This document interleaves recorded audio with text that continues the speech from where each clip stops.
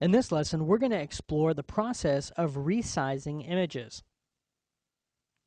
So I quickly mentioned this. Let's open up the Max_LA. This is a picture from Adobe Max that I took this year. And let's take a look. So we've got this image, and it's massive, right? So here is what it looks like at 100%. And that's just way too big for me to send to somebody via email. So what I need to do is resize this image. Now we talked about earlier, making a selection, cropping it, and that will remove some of the pixels. But what if I want to keep this entire image and just shrink it down to send? Well, if I want to shrink it permanently, that's one option. If I want to do it just for a second or temporarily, that's another option. So if we're going to do it temporarily, we're going to do it just like I did in Lesson 2, which is Save for Web and Devices.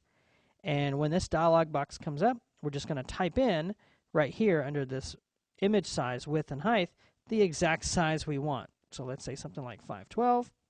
Click once. It will automatically resize and figure out what that needs to look like. But what if I'm going to use this in some other publication and I know exactly what size I need it to be at? Well, we can do a more permanent size restructure by going into Image, Image Size, and here we can put in our own numbers. Now, you have an image dimension and a document size. This is essentially the size at which it's going to print at.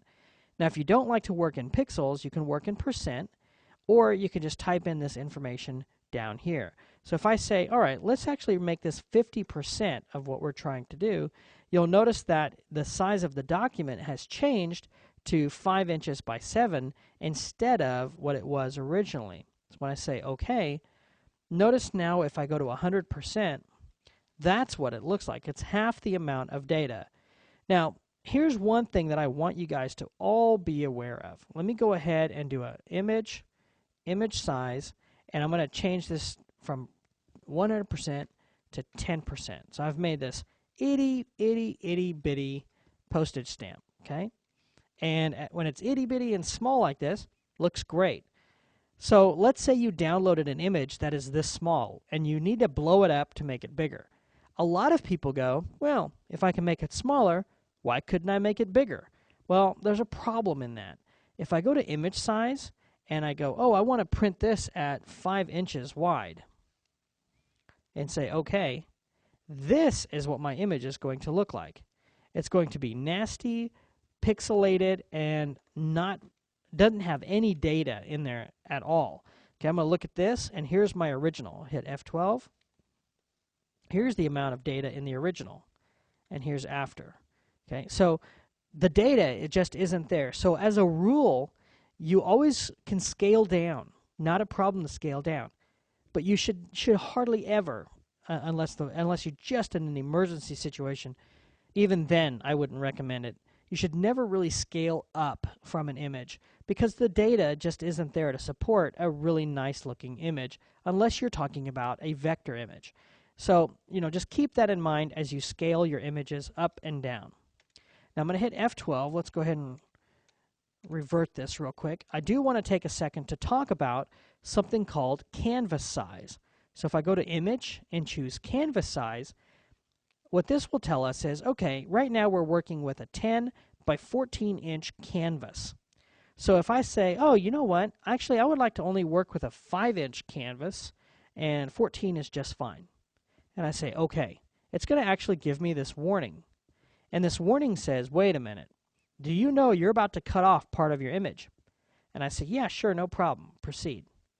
That's no different than cropping this image to this particular size.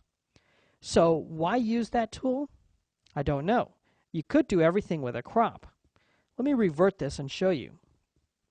So a lot of people don't use this to make the image smaller or make the actual document smaller.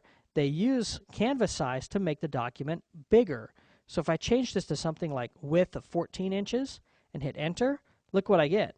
I get this little extra white space, and now I have a bigger document that I'm going to save.